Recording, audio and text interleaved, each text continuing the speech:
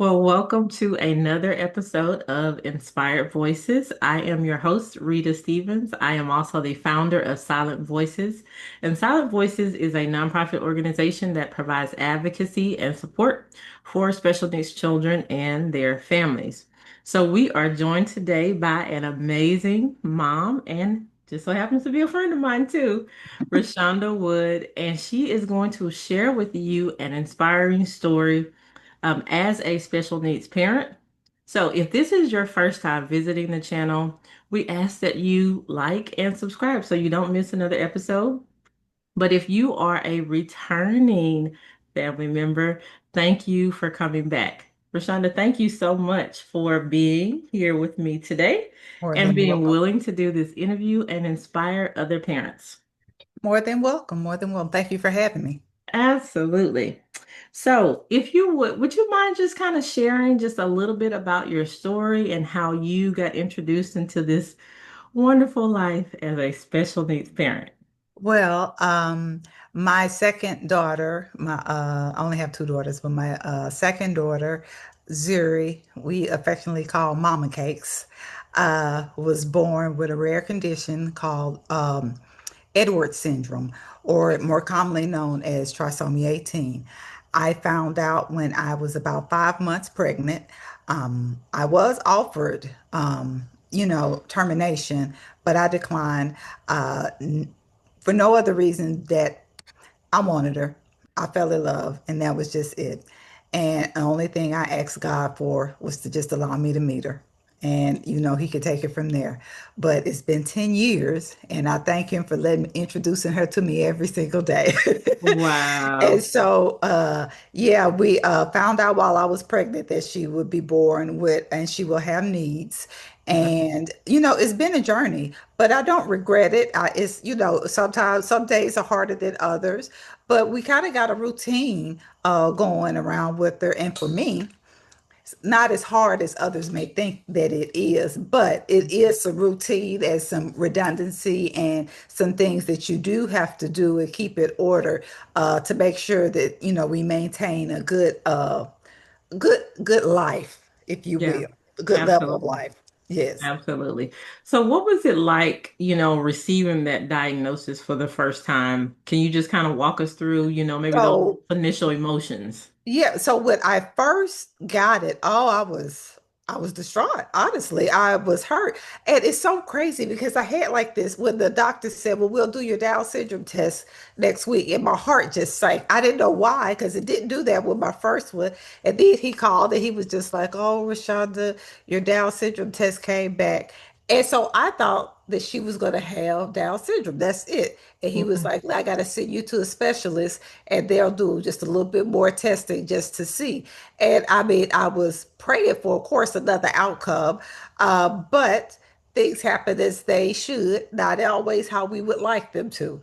Right. And so when I initially got the news, like I was not very happy right then. I can Yeah. say and I think the biggest thing is you're mourning what you thought that was going to happen, Yeah. because everybody would, especially when you first find out that you're pregnant and especially we were just starting our family together, and and we're having our second child, and I'm thinking everything is going to be peachy and for lack of a better word, and to get news that your child is going to have some difficulties, that could be a little bit devastating. Yeah, absolutely. I did not have this as a part of the questions, but I have to ask this question because I think it is so pivotal and I think it's so inspiring. So if you would just share just a snippet about her birth and kind of Oh, what that miracle that happened. I just really want to share that with everybody. I think it's so amazing. Oh yeah, like as I told you before, so when I went in to give birth, because we had a planned cesarean, and the first lady from my church, she couldn't make it that morning, and just so happened the doctor couldn't make it that morning either. So they Wow. had to set it for the afternoon. Well, when I walked in, she was there, and I tell you, her name is Sister Deborah McCowan, or Pastor Deborah McCowan, and she was already sitting there waiting on me. and the nurse, was said a couple things that was upsetting. I thought my mom was about to get with her, and it, made me a little bit even more upset, which you're not supposed to go into surgery upset. Right. So anyway, fast forward to the birth, and I have her. She comes out. She's blue, like purple blue. And I hear a little weak cry. And I hear my husband, who was like, oh man. And I was like, well, what's wrong? And the nurse came over with her wrapped up in about 10 blankets, seemed like, but she Hmm. was wrapped up pretty good. And she said, well, here's the thing. If you keep her stimulated, then she'll breathe. But if you don't keep her stimulated, she's gonna stop breathing. And so I gave her a kiss on the cheek. Of course, I was, sad, and I told her, I said, "Hey, I said, if you don't want to stay, mommy's not gonna make you. But just know that I love you." And I told my husband, I said, well, take her out to her grandparents. That way, if she passes, at least they'll get a chance to see her before she goes. Hmm. And so, like I said, I gave her a kiss. He took her out to see her grandparents. And, my mom was there. She held it. She started crying. My husband, mom was out there. She was, of course, upset as well, too. And so Sister McGowan, she said, it's no time to be upset. And she took some oil out of her purse and put it on her hands and rubbed her hands together just like this. And she said, Lord, I know you said that if we ask for something in your name, that you should do it. So right now, Lord, I'm asking you to breathe life into this baby in your son Jesus' name. And she screamed. And she said, when she screamed, that nurse came back in and told me, said, your child just screamed. She said, whatever I had going on today, I don't know what happened, but it just all went away. They brought the child back to me. She had full color. And, and she was breathing just fine. I no joke. She had to get used to breathing. But she Hmm. did. But she where we thought that she was about to go, she Hmm. was just learning how. She came back and she was breathing on her own, full color, looking up at me, And she's been big doing eyes and miracles all. ever since. No, I mean, and listen, it was so that while we were in the hospital and she had get jaundice, the doctor came and asked me, he said, are you sure she has trisomy 18? And I said, if she doesn't, then that was a really cruel joke. And Yeah. he said, I've just never seen one like her before because they had put her in the little incubator and put some Hmm. shades and stuff on her because she had to get that ultraviolet light for Hmm. uh for the jaundice. And she kicked the lid off of the little thing. And it's like apparently she didn't want it in there. And she, where she wasn't even supposed to be eating, she was already starting to try to suck a bottle, even though they had to, and it was one Yeah. nurse, I don't remember her name, and real quick, and she reminded me off of the lady off of Alice, that you always used to say, kiss my grits. Hmm. And she was the only one that she was able to get a little NG tube, and that's just the tube they stick in their nose to help them Hmm. feed. It goes to their stomach, and she was able to get it in there in her little sinuses and get it down. And she was like, "Oh, she doing better than some of the little preemies I got." It's so interesting. I was like, man, I don't know if I should ask this question, but I really wanted you to share that because I think sometimes, we face so many different things as special needs parents, and we have those unexpected moments just like that, that just like, wow, this was meant to be. My child is here for a reason, they're here Absolutely. for a purpose. And so that to me is just a reminder. And the story in itself for me is just so inspiring. So I thought it would be inspiring for someone else to hear as well. Absolutely. And to me, it's a story of like, especially that part about her praying over. Now, regardless of how you believe, I think it's important that you believe and just have faith. The Hmm. biggest thing out of all things, because when she prayed that prayer, she just believed that Hmm. things will turn around. And Yeah. that's how you have to be with your children. You just have to believe that Yeah. something is better, that a treatment will come through, that something is going to happen that will make their quality of life better. And every day I just believe. There's not like this genetic doctor told me once before. He said nobody can tell you how long your child is going to live. They're gonna be here as long as they supposed to be here. You can walk Hmm. outside and get hit with a piano and die. Now that might not be a very good example. Right. It was kind of comedic as well. But he was just, but the gist of it was nobody can tell you anything about your child, far as how long they'll be here, how long they want, because they'll be here as long as they're supposed to be here. You Yeah. just have to have faith and believe. You just have to believe. It's Yeah. so funny because that's kind of how we met too. We would Oh, she was giving me that word, guys, about I need to believe.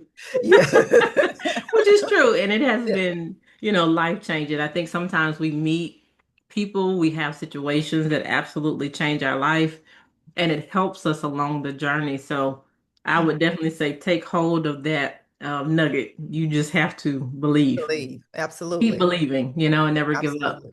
So one of the things that we always are faced with is making key decisions or big decisions as parents. What are some of the most maybe difficult or key decisions that you've had to make? But what are some of the factors that you include in making those decisions? Maybe we'll focus on factors that you actually use to make key decisions when it comes So to your daughter. for me, I've always wanted her to have a good quality of life. Listen to what I said. I said quality, not quantity, but quantity. I mean, quality, not quantity, but quality of life. And when I think about that, like for her, now, she needs a certain, she should have this certain surgery, and it would take down her quality of life.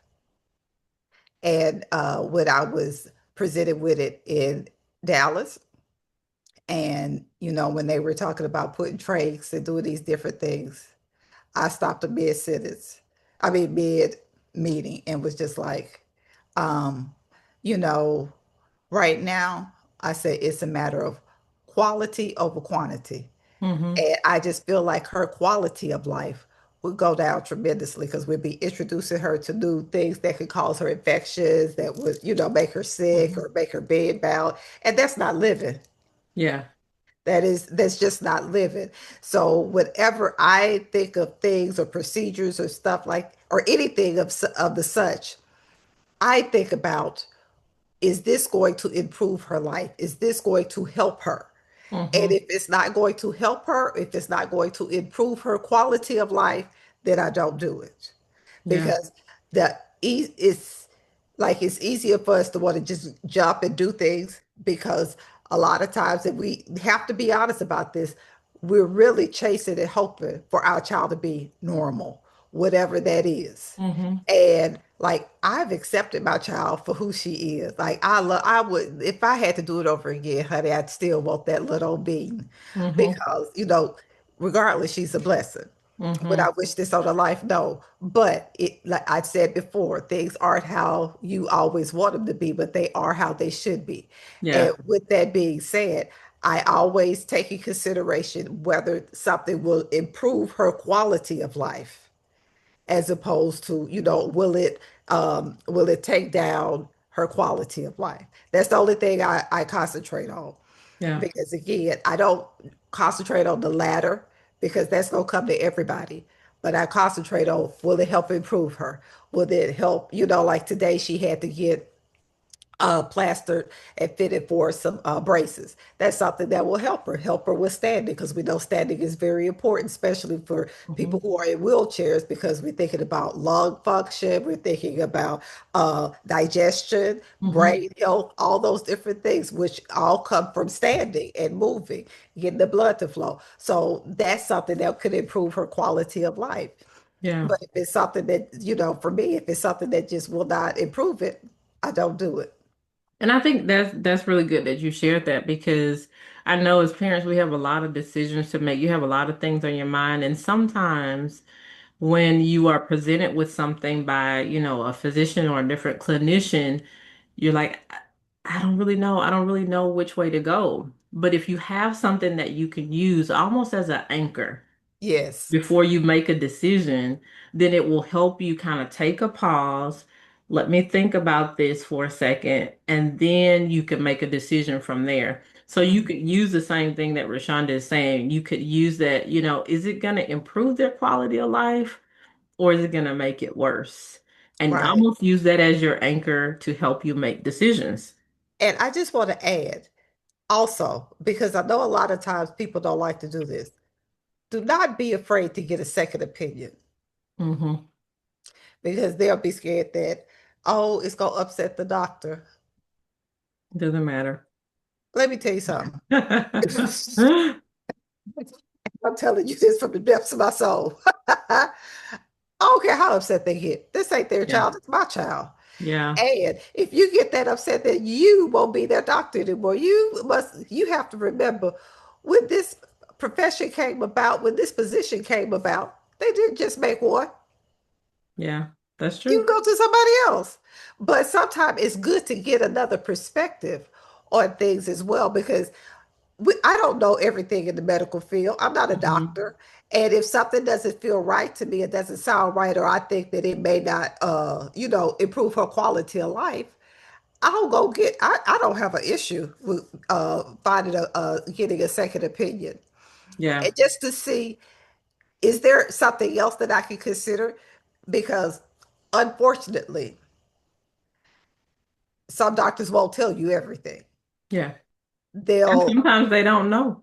Yeah, and then true, sometimes they don't know. Yeah. Sometimes they don't know, and sometimes, they won't tell you everything. That's just it's just the truth. Yeah. We're talking about human beings still. And with that being said, it's always good to get another perspective and something to think about, because you may go to this that other doctor and they say you, yeah, this really is the only choice. Or like when I went to go get a second opinion, they were like, yeah, that's one of the things, but she can't handle that. Here are two other options. But I never would have knew, Unless you and got a I got second opinion. until I got the second opinion. So Yeah. besides, making sure it will, making sure that your decision will improve their quality of life. Don't be afraid to go get a second opinion and make sure that what you're doing, because the at the end of the day, when this is all said and done, you want to make sure that you did everything in your power to do what's right for them. It has nothing to do with your feelings. It has nothing to do with the doctor's feelings. It has nothing to do with anybody but that child, and making sure that you did any and everything you could to do right by them. Yeah, absolutely. One of the things that we in this space we often say, and I hear this quite often from parents, is that they don't necessarily feel like they have a support system. And I have been the victim of that too. It feels like your friends get ghosted when you go through a situation like this. So, would you kind of talk to us just about your support system or even resources or organizations that you have found to be helpful during this time, or any recommendations that you may have for other parents as well? So I'm kind of a loner. So like I because my daughter doesn't walk or talk, I'm not too keen on wanting to leave her with anybody anyway. So Hmm. that and my mom has been a really great support system. And truthfully, everybody can't handle every situation. So it's not so much of them wanting to be scarce and not wanting to be there for you, but they may be scared. They don't know how to handle. For instance, my mom is an excellent support system when it comes down to my girls and helping me out. And she doesn't have an issue with that at all. But Hmm. my youngest daughter has a feeding tube. And my mom is definitely afraid of it for whatever reason, because she just feels like I'm gonna hurt her. I don't want to hurt her. She's really, really nervous. And I could train her. It's not gonna hurt her like it's Hmm. healed at all. But for her, that's the insecurity that she has. And so um that's I don't force it on her because you don't want her to accidentally hurt her Yeah, because because she's she's our fearful. because she's already fearful. Yeah. I'm blessed to have a wonderful husband who's involved with his girls. And so he tries to learn everything that she has going on. Like he still gives her medicine, lays her down. Like he doesn't give baths unless he just absolutely has to, because she's getting older and all. And I'm okay with that. That doesn't Yeah. bother me at all. And we have a friend of ours that was willing to learn and see what needed to be done, that way we could still have date night and go out and stuff. So You want to find somebody, you want to have people around you that are able to handle what it is that you have going on, because it's one thing to have friends over there and then they tell me, girl, it couldn't be me. I don't know what I would do. Like, that's not what you need to hear. You need to Yeah. hear, girl, what is it you need? How can I help? What Yeah. is it I can learn Yeah. around you? And I know that journey can seem, because if everybody else kids are out running and able to do such and such, that can get a little bit lonely. And sometimes it's good to connect with other individuals who could go through the same thing, because you don't know what, uh, Resources. they could be resources to help you. Because I know when we were in Texas, it was a certain church, I think it was a cowboy church or whatever, that would give parents who have special need kids a respite night, like once a month, where they could have, like, they have kids that are special need that would come there. They would hire nurses to Mhm. watch the kids so the parents could go for a date night. Yeah. Or, the mom could have like a little bit, mom or dad, whoever the support system is, could have like a little bit of respite. So you want to seek out resources that could be conducive to Yeah. you as well. I think one of the things that you said that was really good. Sometimes we can assume that people don't necessarily want to help you. It Mhm. could also be that they don't know how, Yes. you know? So as a parent, if you recognize that there may be somebody in your life that wants to help you, it may behoove you to take the time and kind of explain how you could get Hmm. help, you Right. know? And Right. not necessarily assume that they don't want to help you. It could just be Right. that they don't know how, or there And could be certain things that they're afraid of because they've never experienced that before. yeah, and that's the biggest thing, is because they know that you're already hurt and they don't want to do something that could Hmm. actually hurt your child and hurt you further. Yeah, And and sometimes, they don't know how to navigate that. So a lot yeah, of times people retreat because they don't understand what you're going through and they don't know how to insert themselves and be helpful. yeah, absolutely. Absolutely. Well, in this space, I believe that you would probably say this is the same for you as well. It makes you grow Yes, in your faith. It helps you to have more resilience in your life. mhm, it And does. so, what are some of the beliefs or practices that you hold on to that you feel like have really helped you through this journey and you continue to use today? I think the thing is focusing on the outcome. I would like focusing on the positive. That has to be the biggest thing. Mm, Being faith, believing and keeping faith and focusing on the positive. Like, my daughter has a lot going on if you look at it on paper, but I can't let that get in my head so till I'm so down yes. that I'm unable to take care of her, because she doesn't deserve it. She can't help it. She Hmm. can't help how she is. She Yeah. is who, again, she is who she is.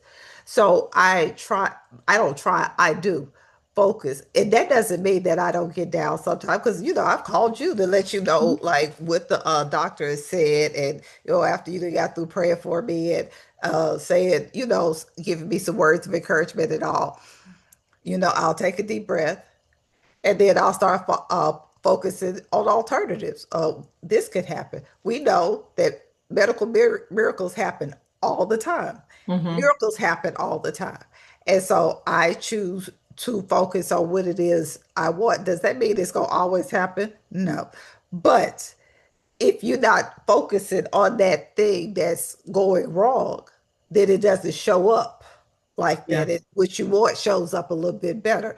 So my big coping thing is not to focus on everything that's going wrong and focus on what's going right. Like her waking up in the morning and showing nothing but teeth and cheeks just because she woke up.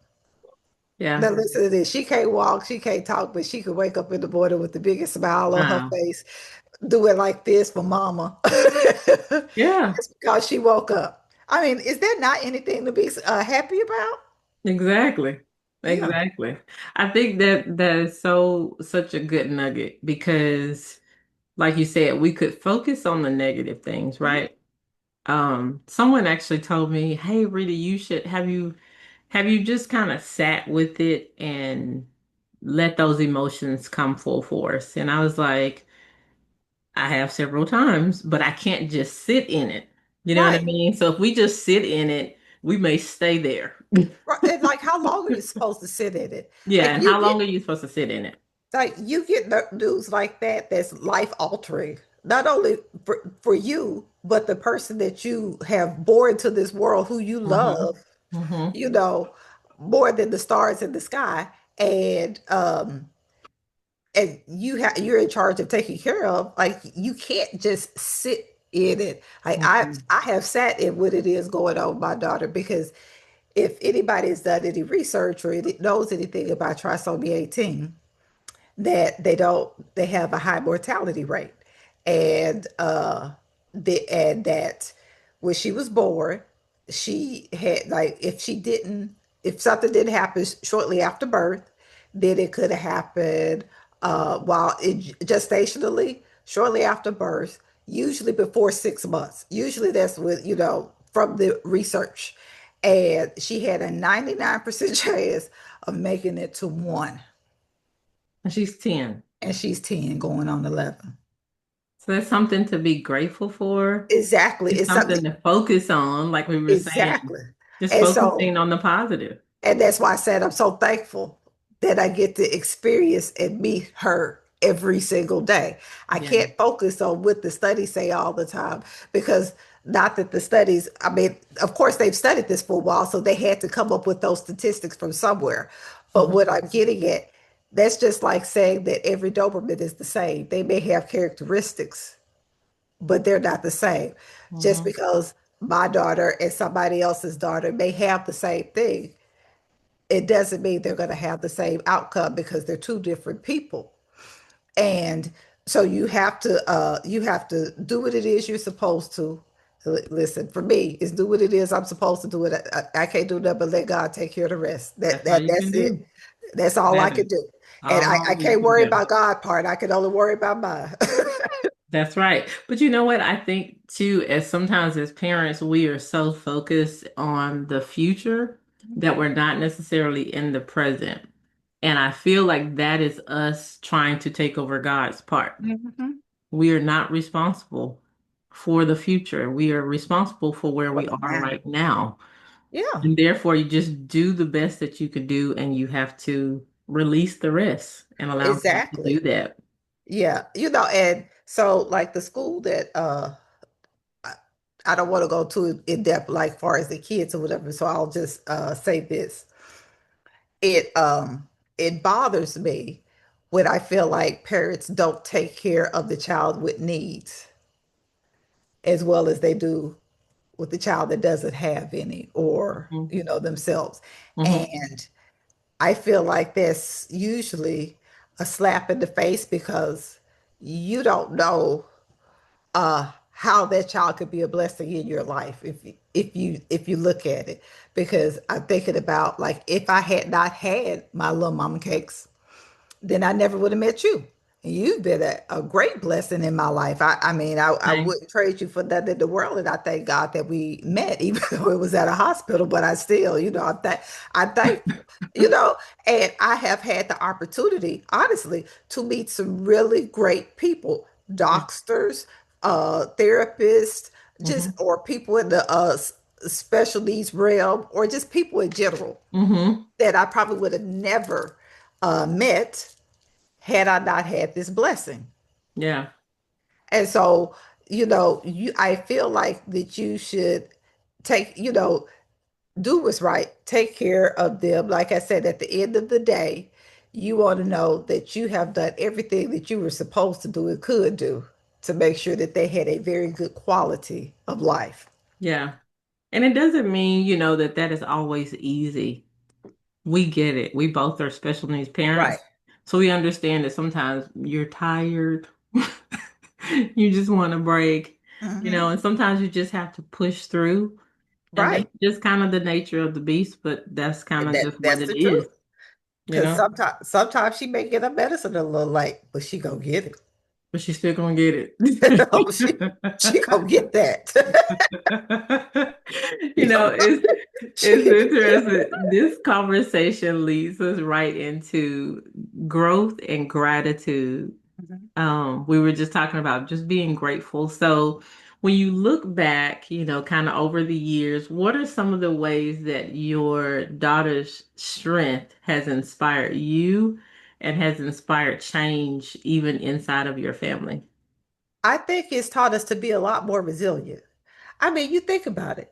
She has so much faith in her, and she just graces it all with a smile. Just so happy Mhm. to be in the presence of her family. Mhm. She's given us so many priceless memories that we could you can't put you can't put a And tag put a on. dollar sign on it. You can't put a dollar sign on it. She's taught us to be grateful. Things could always be worse, Mhm. and they're not. Mhm. She's taught to be loving. She's taught to be happy for somebody you would think has nothing to be happy about. Totally dependent. Yeah. And every day, somehow she wakes up with a smile on her face. Now think about that.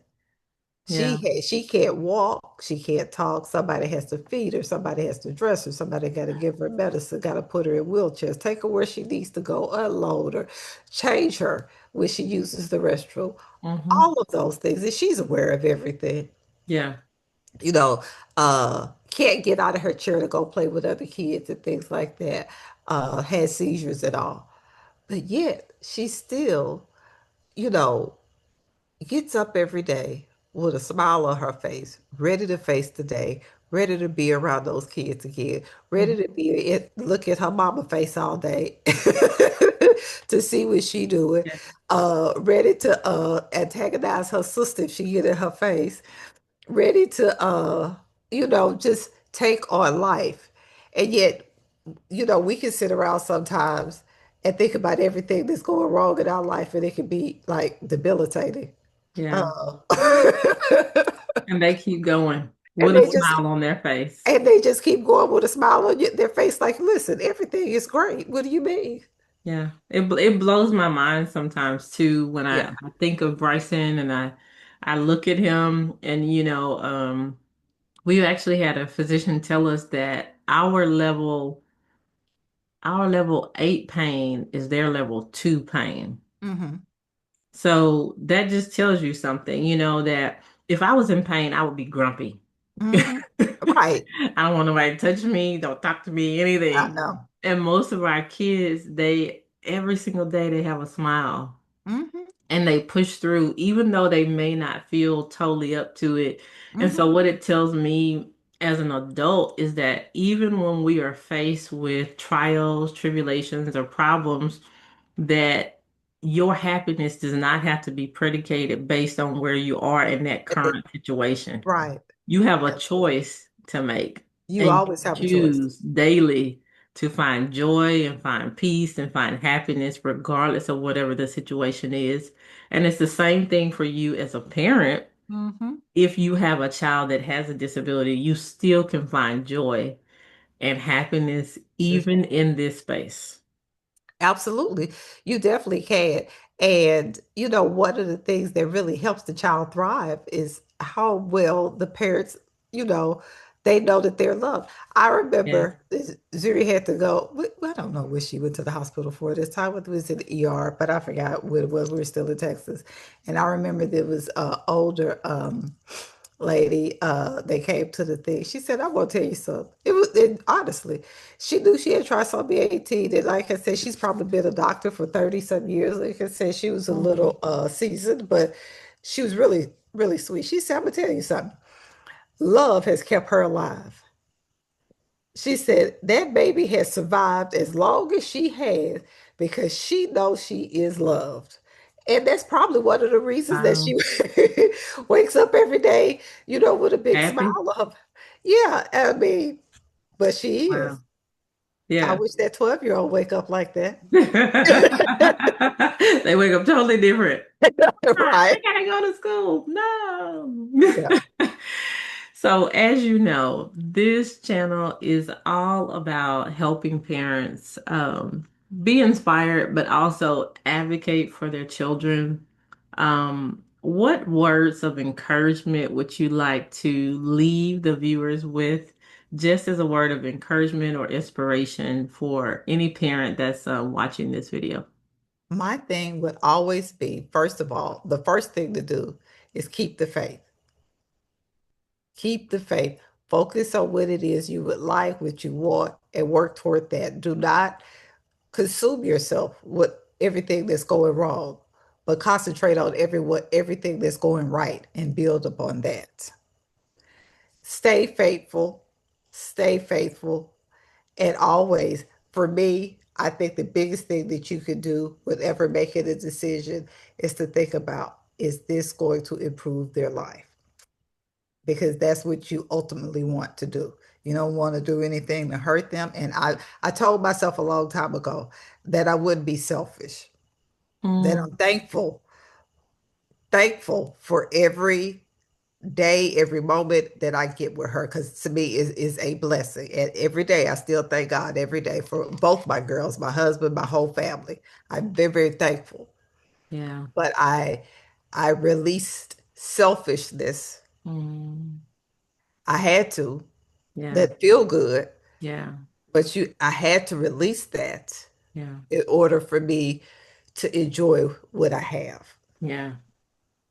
Well, I'm trying to end it on a good note without crying on that one. Y'all can see my. I know my eyes got a little So, glassy. I don't know. I think for me, when you just said that, that really touched my heart Mm. in the sense that we oftentimes we don't see it as selfishness. Yeah, We don't see that we want our children to be what we think is normal, right? right. Not realizing that anything that God made is perfect. Perfect. No matter how that child was formed, or no matter how that child currently is today. And so, for any parent that is watching that, that really touched my heart when you said that, to not be selfish, because we can want a lot of things for our children, But is but it we gonna have help to them? really ask that question, like you said, is that the right thing for them, not for us? Is that the right thing for them? Mhm. And not being selfish, it does require us oftentimes to sacrifice. Sometimes not being selfish requires you to stay up a little bit later, and I know we all know that. But Yeah. to me, that was just an amazing nugget that touched my heart. So I appreciate you for sharing that, because most people probably would never even think about that. I don't think I thought about Well, that. I mean, it's something easy to, because we don't think about that. Because No, again, you we, know, like anybody, want the best for our children. We want them to grow up and, yeah, be the best it is in life. And even we just want the whatever they got going on to just fall away, and then yeah, they just go on. yeah, That's not always the case. And yeah, if it's not, that's okay. yeah, But again, to not be selfish is to think about what is best for them. And yeah, that's what I try to concentrate on.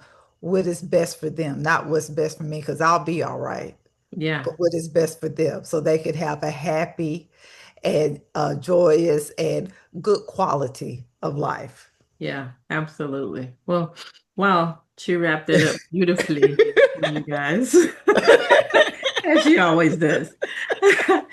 And thank you so much for just, sharing that inspiring story. And for parents who are watching this video, if you believe that this video was an inspiration to you, we encourage you to share it with other families like yourselves.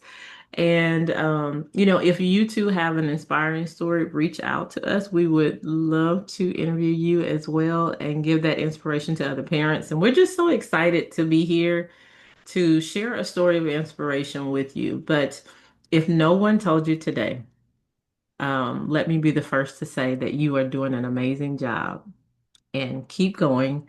You can do it. And remember, as it says on the sign behind me, your voice matters. We will talk to you guys soon.